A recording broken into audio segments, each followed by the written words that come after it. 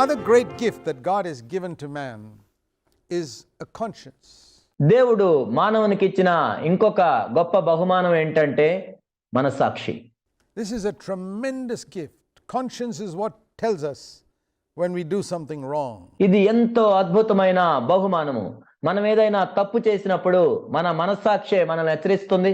Immediately, or when you're about to do something wrong, your conscience will tell you, hey, that's wrong, you shouldn't be doing that. వెంటనే మనల్ని హెచ్చరిస్తుంది. ఒకవేళ మనం ఏదైనా తప్పు చేయబోతున్నప్పుడు కూడా లేదు లేదు నువ్వు తప్పు చేస్తున్నావు అని మన మనస్సాక్షి మనల్ని హెచ్చరిస్తూ ఉంటుంది.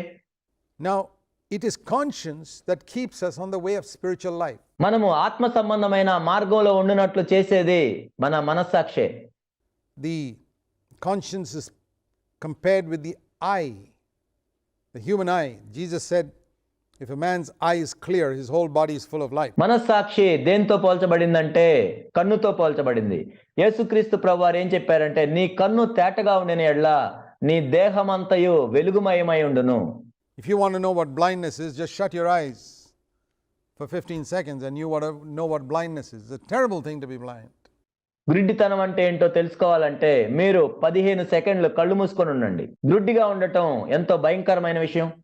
Because we have light, because we have vision, everything outside, the light that falls on objects outside comes into our brain and we can see objects, we can see people.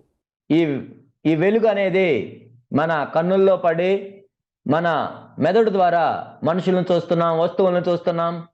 And if our eye is spoilt by cataract, by blindness, by sickness, all that light stops coming in and we are not able to see anything. ఒకవేళ మనకి cataract వచ్చో లేకపోతే ఏదైనా ఒక జబ్బు వచ్చో ఏ విధంగా అయినా మన కళ్ళు కనపడినట్లయితే ఆ వెలుగుని మనం చూడలేము. ఆ తర్వాత ఆ వస్తువుల్ని మనుషుల్ని మనం చూడలేము. This is what happens when a man is careless with his conscience. తన మనస్సాక్షి విషయంలో ఒక వ్యక్తి నిర్లక్ష్యంగా ఉన్నట్లయితే మనస్సాక్షికి కూడా ఇదే జరుగుతుంది. All of us will recognize that eyesight is a very precious gift. మనందరికీ తెలుసు కనుదృష్టి అనేది ఎంత ప్రశస్తమైన బహుమానము. We got two eyes, even one is good enough for a lot of things, to do a lot of things, but we don't want to lose even one eye. మనకి 2 కళ్ళు ఉన్నాయి. ఒక్క కన్నుతో కూడా చాలా విషయాలు మనం చూడొచ్చు, చేయొచ్చు. కానీ ఒక్క కన్ను కూడా కోల్పోవడానికి మనం ఇష్టపడం కదా. We want to use both eyes because we get 3-dimensional vision because of 2 eyes. మనకి 2 కళ్ళు ఉన్నాయి. 2 కళ్ళ ద్వారా మనం చూడాలనుకుంటాము. ఈ 2 డైమెన్షన్స్ లో మనం చూడాలనుకుంటాం. Why then are so many people careless with their conscience? కళ్ళ విషయంలో మనం ఇంత జాగ్రత్తగా ఉంటాం కానీ మనస్సాక్షి విషయంలో మనుషులు ఎంతో నిర్లక్ష్యంగా ఉంటారు. The conscience is to our spirit exactly what the eyes are to our body. మన దేహానికి కళ్ళు ఎంత ప్రాముఖ్యమైనవో మనస్సాక్షి అనేది మన ఆత్మకు కూడా అంతే ప్రాముఖ్యమైనది. Jesus said, the lamp of the body is the eye. Your eye is clear, your whole body will be full of light. యేసు ప్రభు ఏం చెప్పారంటే మీ దేహమునకు వెలుగు మీ కళ్ళే. కాబట్టి మీ కళ్ళు తేటగా ఉన్నట్లయితే మీ దేహం అంతా కూడా వెలుగుమయమై ఉండును. He said, be careful that your eye does not become darkness. He said that in Luke chapter 11. లూకా 11వ అధ్యాయంలో యేసుక్రీస్తు ప్రభు చెప్పారు. కాబట్టి ఆ వెలుగు చీకటి అవ్వకుండా జాగ్రత్త పడుడి. In the middle of that chapter. So, how does this apply to our conscience? మరి మన మనస్సాక్షి విషయంలో దీన్ని ఏ విధంగా అన్వయించుకోవచ్చు? When you get a speck in your eye, dust gets into our eyes sometimes, what do? It irritates your eye. Your eye keeps blinking frequently. And even if you're doing some very important work, you'll stop it. Go to a wash basin and wash off that dust. And if you don't wash it off, gradually, if dust keeps on accumulating in your eye, it can become blind. మీ కంట్లో దుమ్ము పడితే ఏం చేస్తారు? మీరు ఎంత ప్రాముఖ్యమైన పని చేస్తున్నా కానీ లేచి వెళ్ళి ఏం చేస్తారు? మీరు నీటిలో కడుక్కుంటారు. ఒకవేళ మీరు దుమ్ము పడ్డా కూడా ఎంతో నిర్లక్ష్యంగా ఉన్నట్లయితే చివరికి మీరు గుడ్డివారు అయిపోతారు. People with leprosy sometimes they're not able to close their eyelids. కుష్టి వ్యాధి వచ్చిన వాళ్ళతో మనం చూసినట్లయితే ఒక్కోసారి వాళ్ళ కనురెప్పలు అనేవి మూతబడవు. And if the eyelids remain open all the time, part of the problem is dust keeps accumulating there and they become blind. వాళ్ళ కనురెప్పలు మూతపడకుండా ఉన్నట్లయితే ఎంతో దుమ్ము వచ్చి కళ్ళలో పడిపోతూ ఉంటుంది. ఆ విధంగా వాళ్ళు గుడ్డివారు అయిపోతారు. It's not the leprosy that causes the blindness. It is the dust accumulating on the eye and they're not able to close their eyelids because of leprosy having killed the muscles that control the eyelids.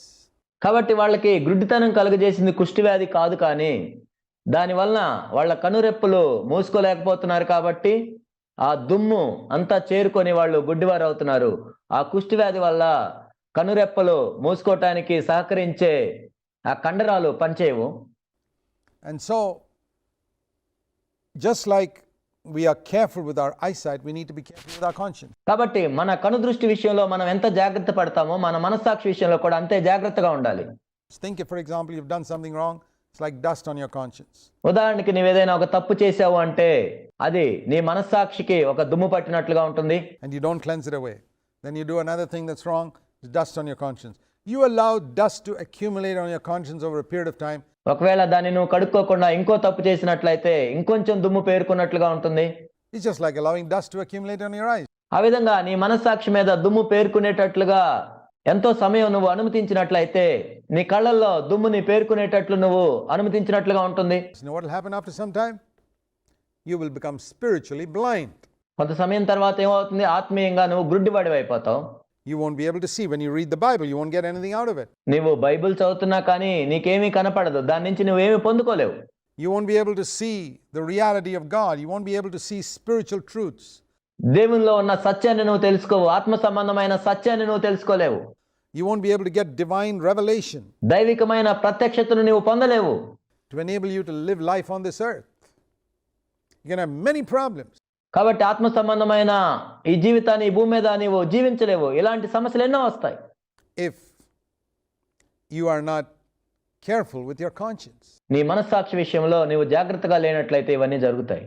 to preserve it pure. And that's why కాబట్టి దాన్ని ఎంతో జాగ్రత్తగా కాపాడుకోవాలి. I recommend to people, just like we would do with our eyes, as soon as your conscience convicts you of something, cleanse it away. అందుకే నేను అనేక మందికి ఏం చెప్తున్నానంటే, మీ కంటి విషయంలో మీరు ఏ విధంగా అయితే కడుక్కుంటున్నారో వెంటనే మీ మనస్సాక్షి విషయంలో కూడా మీరు కడుక్కోండి. Go to God, confess it and say, Lord, I'm sorry I did this. Take the blame. Don't put the blame on other people like Adam. Say, Lord, I did this. I'm sorry. Please forgive me. And there the blood of Christ cleanses us from all sin. The Bible says if we confess our sin, 1 John 1:9, God is faithful and just, righteous to forgive us our sins. కాబట్టి మీరు పాపం చేసిన వెంటనే దేవుని దగ్గరికి వెళ్ళి ఒప్పుకోండి. ప్రభువా, నేను ఈ పాపం చేశాను, నన్ను క్షమించమని అడగండి. ఆ నిందను మీరు తీసుకోండి. ఆదాము వలె వేరే వాళ్ళ మీద వేయకుండా ఆ నిందను మీరే తీసుకోండి. And to cleanse us from all unrighteousness. If we walk in the light, 1 John 1:7, as he is in the light. అప్పుడు యేసు రక్తము మనల్ని కడిగి వేస్తుంది. 1 యోహాను 1:9 ఉన్నట్లుగా మన పాపములను మనం ఒప్పుకొనే యెడల ఆయన నమ్మదగిన వాడును నీతిమంతుడును గనుక ఆయన మన పాపములను క్షమించి సమస్త దుర్నీతి నుండి మనల్ని పవిత్రులుగా చేయును. We have fellowship one with another, and the blood of Jesus Christ his son cleanses us from all sin.